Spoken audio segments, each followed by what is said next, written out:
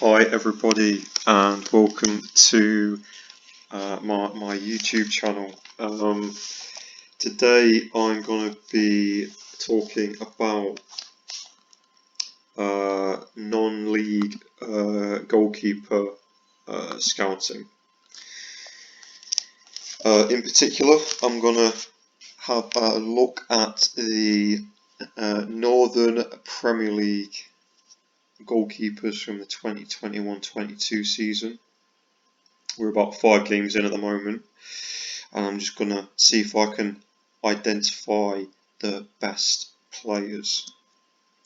So the question I'm just trying to answer today is it possible to do a professional comprehensive scouting analysis piece of an English non-league division to help identify the best goalkeepers? Obviously this is for the benefit of lower league clubs to improve their recruitment of goalkeepers, which is a really key position. And on the counter to this, can it be done for free? So I'm not paying for any software applications or products. So I'll be using things like YouTube. And also, is it possible to do this quickly? So is it possible to provide a list of the best goalkeepers in a particular division within the space of a day, rather than having to spend a lot more time doing this? So my methodology is I'm just going to look at shot stopping initially. So how good the goalkeepers are at keeping the ball out of the net. I've always thought this is a particular priority. And then when I've got down to a short list of players who are best at this, then I look at other skills like distribution and crossing. As I mentioned, I'm going to be looking at the Northern Premier League. For anybody who doesn't know what level that is, you've got your Premier League, the Championship, League 1, League 2 in England, and then you've got the Vanarama National League, which falls below that, and then you've got the National League Northern, which is below that, and then below the National League Northern you've got the Northern Premier League. So it will be the 7th tier of English football. And to do this analysis of these goalkeepers from every team in that league, I'm pretty much going to be using YouTube. I'm going to hook it up to my fairly big TV, my sort of 45 inch TV. I'm just going to look at the content on there just to see what the content's like. So why goalkeepers and why non-league?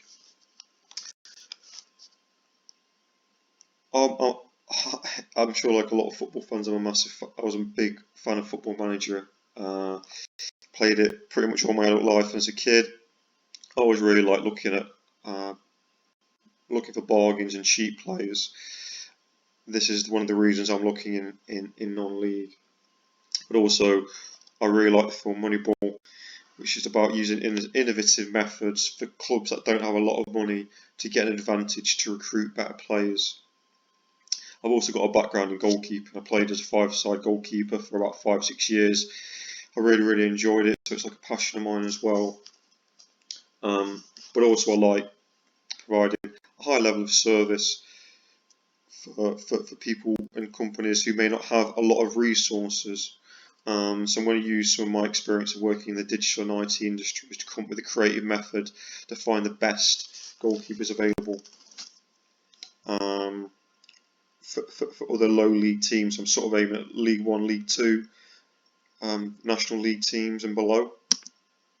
So the footage, I used YouTube. Pretty much every single team in the National Northern League has a YouTube channel. The sort of quality of the content varies quite dramatically. So out of the 22 teams, 4 of them had absolutely no coverage at all, home or away. I think there was about 3 or 4 that had very poor content to the extent that one was just a guy on his phone filming it from behind the goals, and he didn't change ends at half time, so that sort of made it a bit tricky. So probably about 7 out of the 22 clubs didn't have any good footage. There was some actually really good footage provided by about 3 teams. So they were Scarborough Athletic, Wigan Albion and Bamber Bridge. You could see everything that was happening in both boxes. Some of them had replays. Yeah, it was really excellent coverage. And then probably the other teams, about 10 of them were sort of in between. Sometimes the coverage was a little bit too far away. Sometimes it was a man or woman on their phone, and they missed some content initially. So yeah, it sort of varied. But it probably took me about best part of a day to find all the appropriate content and coverage and just get my head around what I was doing. So just some of the quick lessons learned on that is I'd definitely advise using a big TV to watch the coverage, just so you can see some of the content when it's far away, because it's quite grainy sometimes.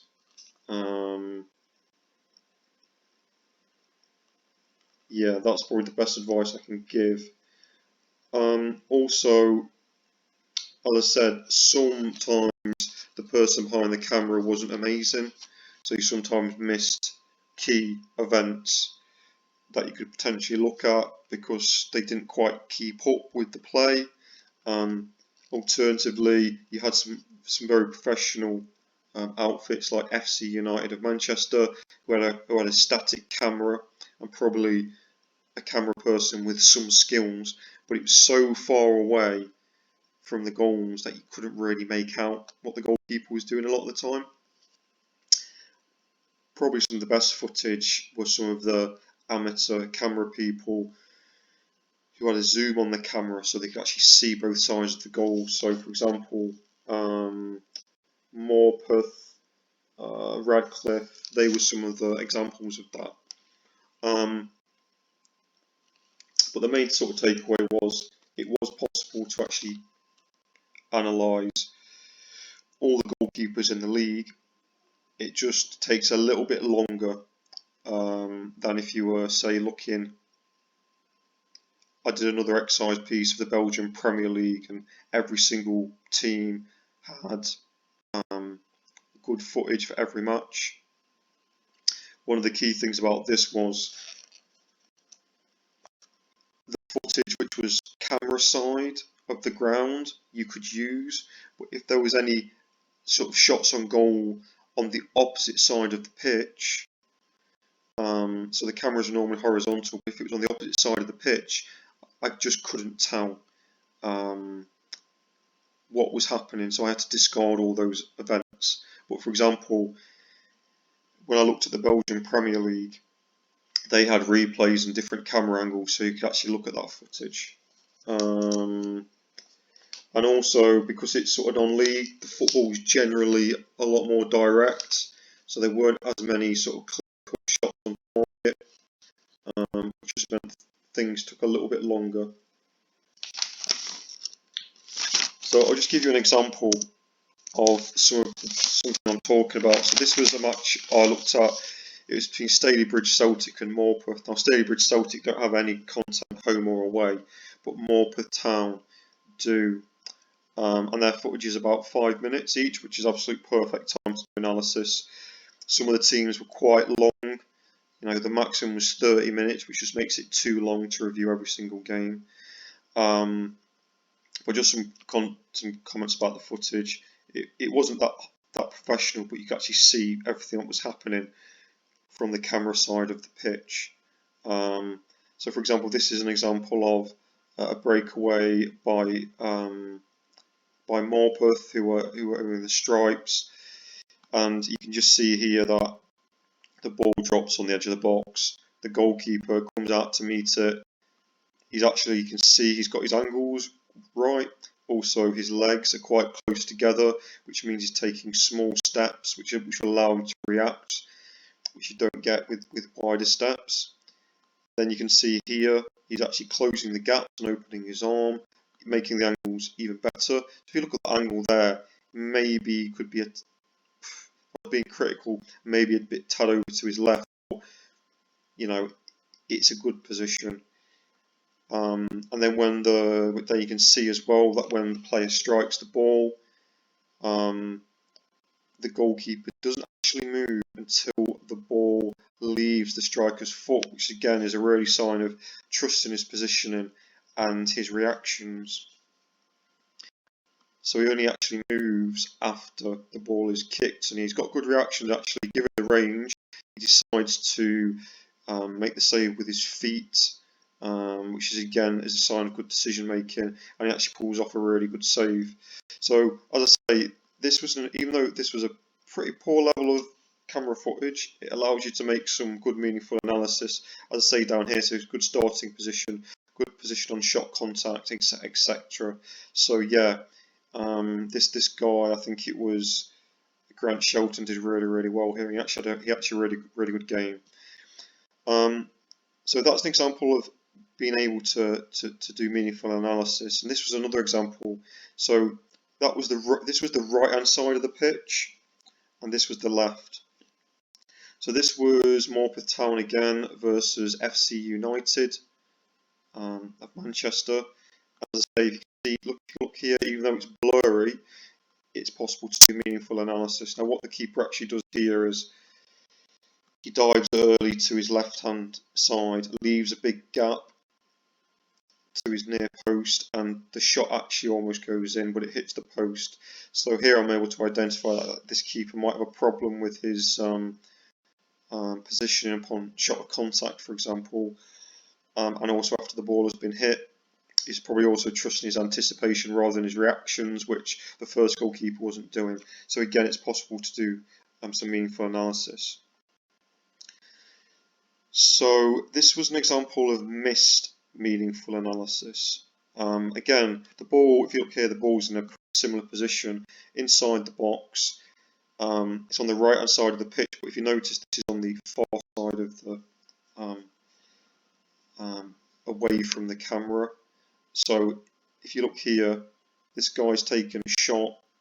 I know the goalkeeper is actually impeded by this player, but I can't actually see here with the goalkeeper, is his angle, are his angles right? They look like they're okay, but I don't really know. If he was the other side, if he was closer to the pitch and this was the other way around, I would be able to tell. But I just can't tell here. So I'm having to just discard this particular event because I can't do any meaningful analysis. Now if this was in a higher league, they'd do a different camera angle and I could actually see exactly where the goalkeeper was standing, but I just can't do it, so I've had to just discard this, which happens a lot with this type of footage. So some of the findings from the footage is it is possible to do meaningful analysis like I've showed, but it just takes a little bit longer. So what you've got to do is kind of use the sort of rough and ready quick footage just to weed out the worst players. I'll show you an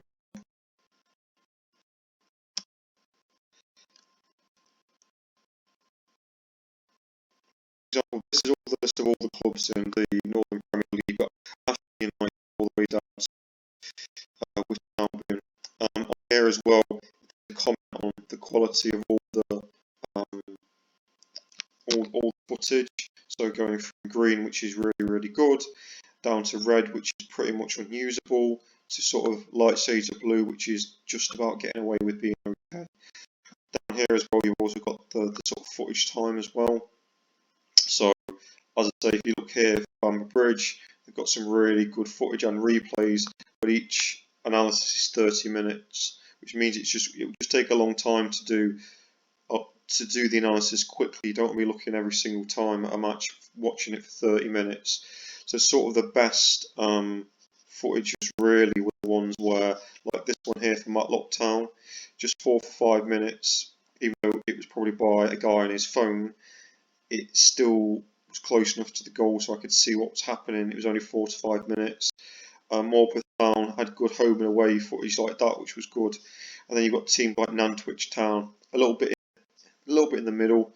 The footage is a little bit longer, which isn't ideal, and also the content was quite far away. But it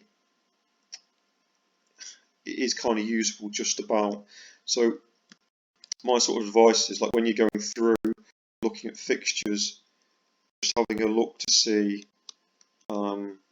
You'd probably try and use some orange footage initially to try and just say, let's just try and get rid of some of the rubbish plays initially. So by the second round of matches, you're not looking at 22 goalkeepers, you may be looking at 15, and then by the next round you may be looking at 5 goalies. Obviously there's some matches which are just not possible to watch at all. So for example, this was Grantham Town against Buxton. Grantham don't have any footage at all, and Buxton don't have any away footage. So unfortunately you're going to miss some matches. You're going to miss the game against Lancaster, which Grantham lost 7-2 at home. So that's because Grantham didn't have any home footage, Lancaster didn't have any away. So sometimes events are missed, which you just got to just accept, unfortunately. And then look at the next available footage. So one of the key things is you've kind of got to be a bit more patient, really, rather than be able to get all the content you need from probably 1, 2, 3 games. Sometimes the first game, the second game, or maybe the third game might not be usable. And if it is usable, maybe there's not enough happening in there to actually properly analyse a goalkeeper. So what I'd advise doing is, as I say, trying to use the quick footage to get the sift down from 22 players down to 5 or 6, and then using the longer, better coverage from teams like Scarborough, Whitton, example, to try and whittle that down. The only thing with this is you've probably got to wait at least 10 matches played. So for example, on here, 4 or 5 matches have been played. I don't think you're going to be able to do meaningful analysis in 4 or 5 matches, because if you look at here, some of these, for like Grantham, you've got no records at all. With Hyde United, possibly there'll be meaningful events, so you might have to wait sort of 10 games to be able to rule a player in or out. That doesn't necessarily mean you'll have to watch 10 games. You may have to just wait. I'd say wait until 10 games and then do your complete goalkeeper analysis. But yeah, the sort of main takeaway was though that it was possible to do comprehensive viable analysis. I'm pretty confident that I could find the best couple of keepers in that league within the space of maybe 1 to 2 8-hour days. That's something I need to test next. But personally, I think that's really, really promising. I did actually see goalkeepers on there. Initially, there was a guy from Grantham Town who looked really good, but I need to take some more look at him. His name's Jim Pollard. I think he's 18 years old, and he's a permanent transfer of the club. So yeah, normally the thing is, people might expect, he's playing for Grantham Town, they don't have a camera, you're not going to be able to see him. But actually, if you look at his away games against some other teams, you'll be able to have a profile of him. So sort of next steps are, I do feel like this is sort of a meaningful pursuit, mainly because it may surprise you to find out that in the past 5 seasons, in League 1, League 2 and the National Vanarama League, there's been no recorded team that's ever paid any money for a goalkeeper. So in the past 5 years, it's all been loans and free transfers. That's according to the transfer market. So clubs are looking at cheap ways to recruit goalkeepers, and this is possibly an alternative to tap into some resource in the lower leagues quite quickly. the sort of point of this exercise would be to find the goalkeepers who were the best, provide a report saying what their strengths and weaknesses were, and then handing that over to a club so that their goalkeeping coach or scout could actually go to the match and have a look at it. So my next step is, after there have been 10 games of the Northern Premier League, is to actually do this analysis, find out how long it takes, find out any other problems, and then post this back in the channel. So thanks for everybody for listening. If you have any questions, please let me know. And also, if you'd like me to have a look at any particular divisions that maybe you or your club are interested in, again, please just put a comment. Thanks a lot, and take care. Bye bye.